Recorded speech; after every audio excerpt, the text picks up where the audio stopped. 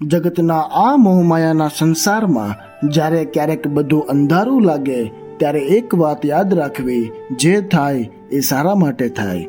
આપણે જ્યારે જીવનમાં કંઈક ગુમાવીએ છીએ, દુઃખી થઈએ છીએ, ત્યારે મનમાં એક પ્રશ્ન ઉઠે છે, આ મારી સાથે જ કેમ થયું? પરંતુ જીવનમાં ક્યારેક નસીબ આપણી પર હસે છે અને ક્યારેક અજાણ્યા રસ્તા પર લઈ જાય છે.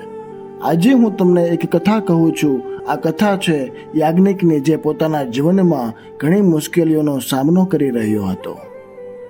યાજ્ઞિક શહેરી છોકરો હતો.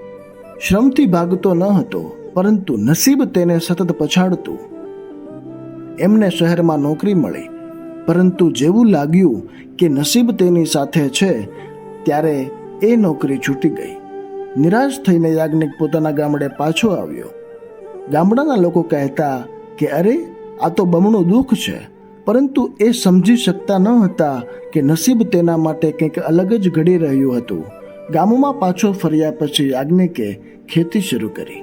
શરૂઆતમાં ભારે મહેનત કરવા છતાં યાજ્ઞિકના ખેતરમાં અનાજ ઉગતું ન હતું. લોકો કહેતા કે તને ખેતી નથી આવડતી. યાજ્ઞિક મનમાં વિચારતો કે કદાચ તેઓ સાચા છે. એક દિવસ ભારે વરસાદ પડ્યો. યાજ્ઞિકની મહેનત બધી જળબંબાકાર થઈ ગઈ. તે દિવસ યાજ્ઞિકના જીવનમાં સૌથી વધુ દુઃખ હતું. પરંતુ જિંદગીના આ પરિવર્તનકારક સમયમાં યાજ્ઞિકે સમજાવ્યું કે આ બધું કંઈક સારા માટે જ થતું હતું. જો તેને નોકરીમાંથી ન કાઢવામાં આવ્યો હોત તો તે કદી પોતાના ગામમાં પાછો ફર્યો ન હોત. તે કદાચ ક્યારેય પોતાના હાથે ખેતી કરવાનો આનંદ માણી શક્યો ન હોત.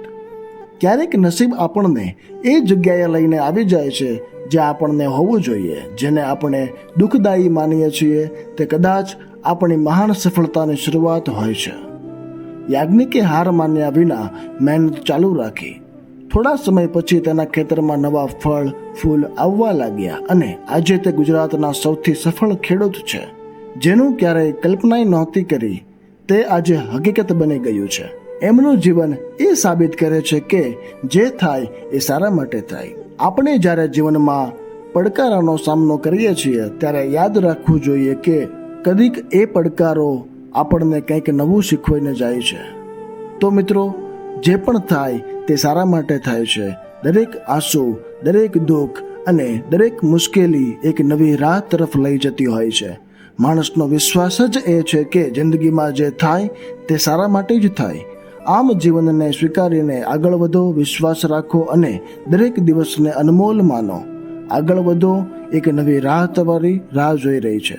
જય શ્રી કૃષ્ણ.